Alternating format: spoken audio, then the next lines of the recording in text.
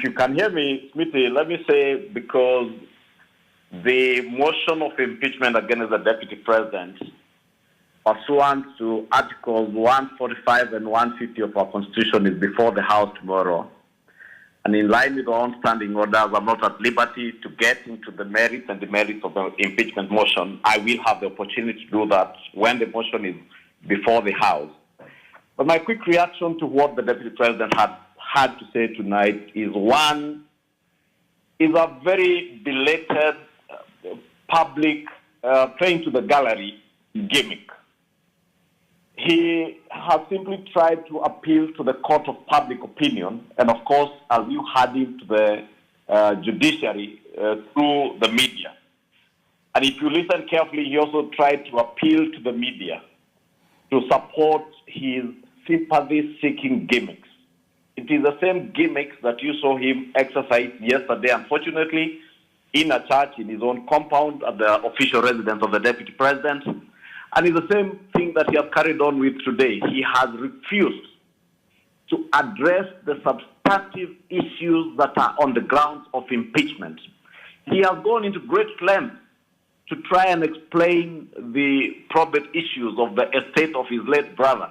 And you can count the number of times he has mentioned his late brother, trying to evoke sympathy from Kenyans and probably try and assuade members of parliament from doing and carrying out their constitutional mandate of oversighting his performance as a public officer.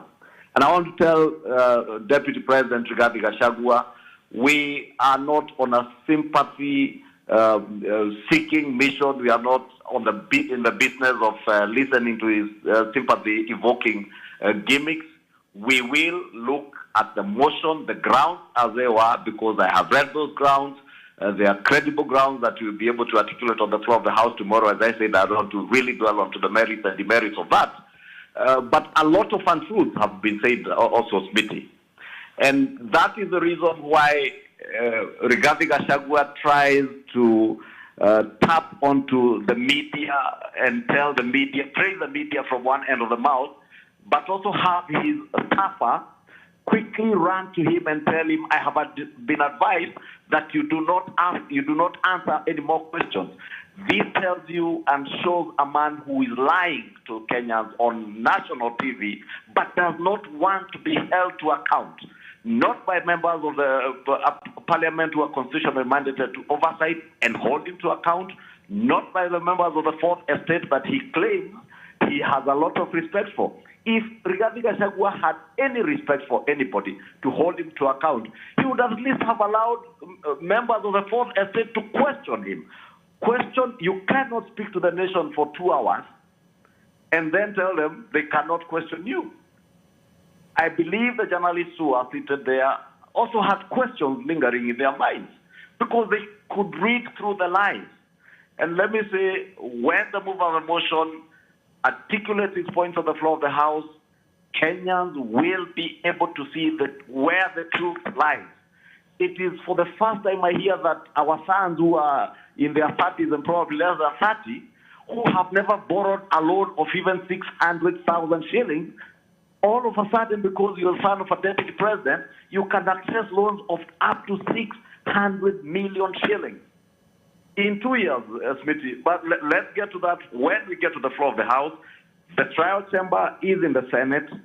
The mover of the motion and his supporting counsel will be able to show Kenyans the kind of person that they are dealing with as their deputy president. And the more reason that all Kenyans must rally behind members of parliament to do their work in oversighting the executive, including Rigathi Gachagua and the president, the executive, and everybody else, Smithy.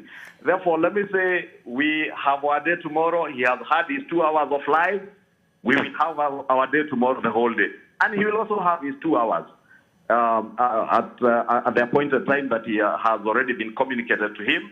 We will accord him the dignity, the silence he requires to address issues, not to come and play to the gallery. And let me tell him early enough, Parliament is not where to come and evoke sympathy. Parliament is where you have been invited to come and address the 11 ground after ground, not evoking sympathy, not playing to the gallery. If Rigathi Gachagua has issues with Adani, he sits in cabinet where these things are articulated. If Rigathi Gachagua has problems with people being moved from the riverfront after Kenyans losing their lives along the Nairobi River, he sat in cabinet. But anyway, let's have our say tomorrow. Thank you. We will hold it to you that you have said that he will be accorded dignity and silence that he deserves tomorrow. But the Deputy President also said that the accusations laid against him lack evidence and that they are all very generalized. He accused the mover of the motion of that. What is your response to that?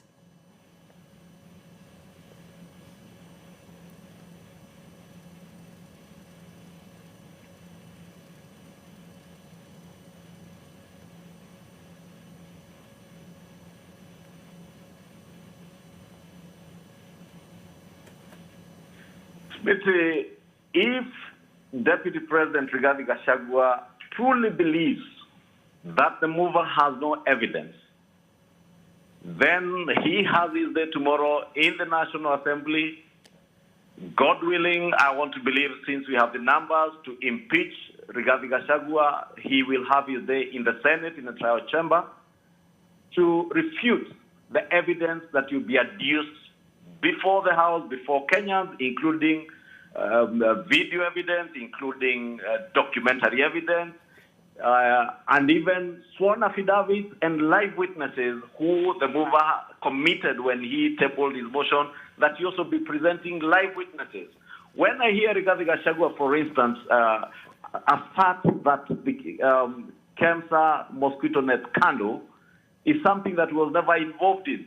I mean, you just need to listen to the lies in his statement. At the beginning of his statement, he says that when he was elected deputy president, he resigned from companies that he was running, including CRUX of Kenya, and handed over those companies, the running of those companies, to his son, directing them to never do business with government. In the same statement, Rigathi Gachagua tells Kenyans that Shobika and Crystal Kenya then tendered in a tender for provision of mosquito nets, a tender that was under the government of Kenya. And you will remember, Kenyans will recall, and let me remind Kenyans if they have forgotten, it took the Global Fund, international donors, to stop that procurement process because the flaws that were involved, because of the fraud that was involved, because of the interference that was involved. And Kenyans that time were asking, who is this who is so powerful that is interfering with tenders and even interfering with the investigative process? Gachagua now is telling you that at the time the tender was advertised, Terry Ramadhan, the CEO Mulwa, who he attempted to interfere with the investigation with, was not the CEO of KEMSA then. I mean, you will see, and Kenyans will see, documentary evidence of screenshots, certified screenshots of phone conversations or phone interactions, text messages from the son of Rigathi Gachagua. These ones were able to borrow 600 million shillings in a span of 2 years, when before they could not borrow even 600,000 shillings. And even phone records of deputy president who says his companies cannot, or companies associated with him cannot do business with government because of conflicts of interest. If that is not evidence, and that's what I'm saying, Rigathi was just trying to preempt by playing to the public gallery, playing to appeal to the courts and the media to side with him, and therefore evoke sympathy. The number of times he referred to his late mother, his late brother, and how hardworking. And I want to agree how I wish Deputy President Rigathi Gachagua would emulate the hard work of his brother and not seek shortcuts in life. All right. The DP also intimated that it is the President, William Ruto, who sanctioned this impeachment. Would you agree?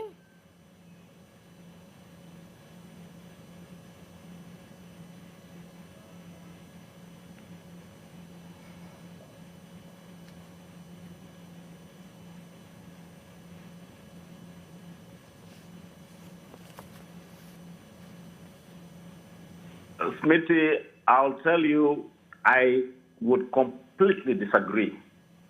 I am the leader of majority, and when the Honorable Mutuse Ekomas approached me to append my signature to the motion, I read the motion myself, and I appended my signature after reading that motion.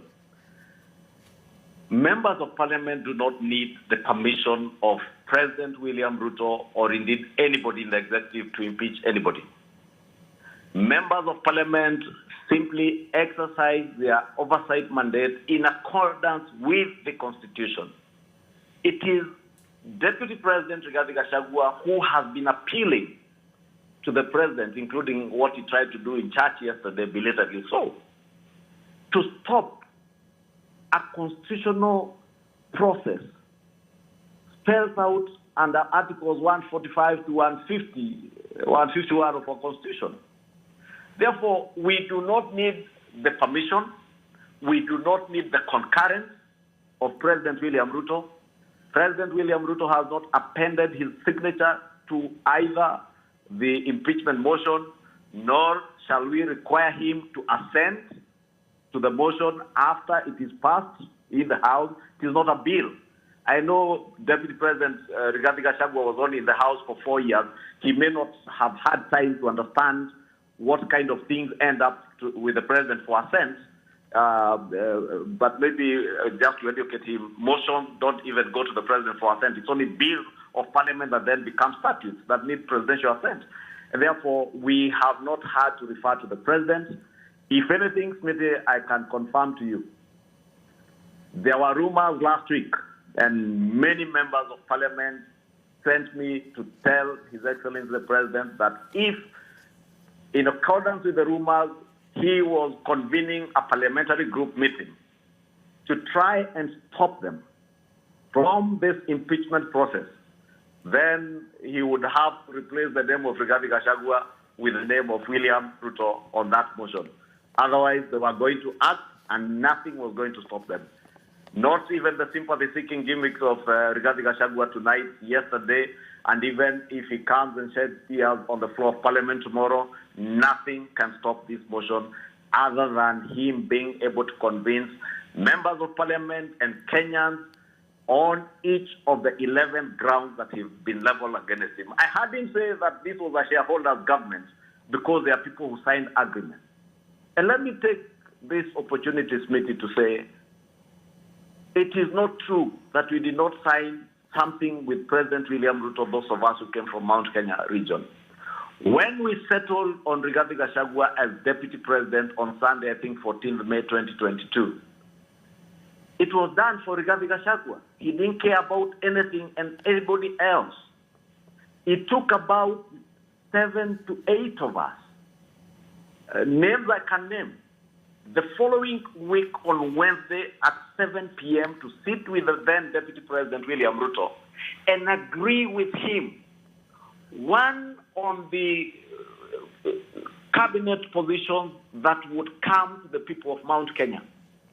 And I want to confirm to the country that indeed President William Ruto agreed with what we had proposed to him and gave us exactly the cabinet docket that we sought.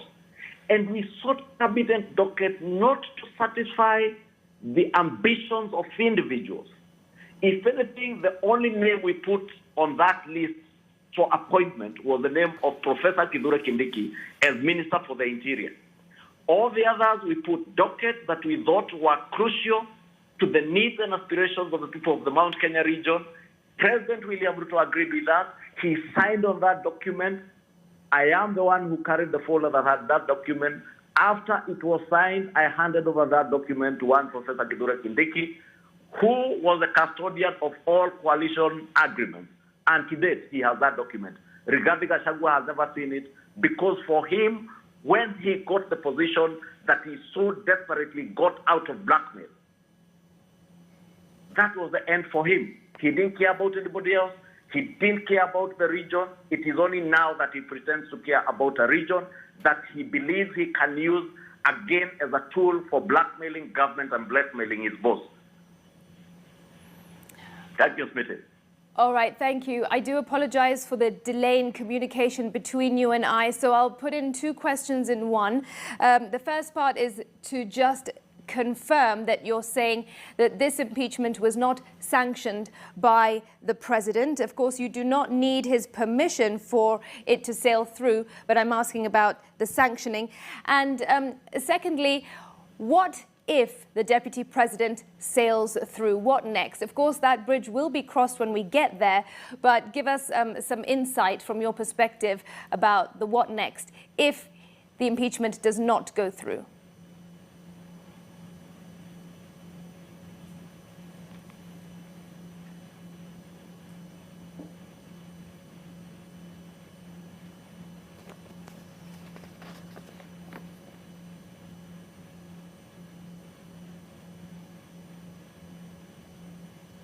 Smitty, as I have started and as I've said before, we do not need the consent or assent of the president on the impeachment motion.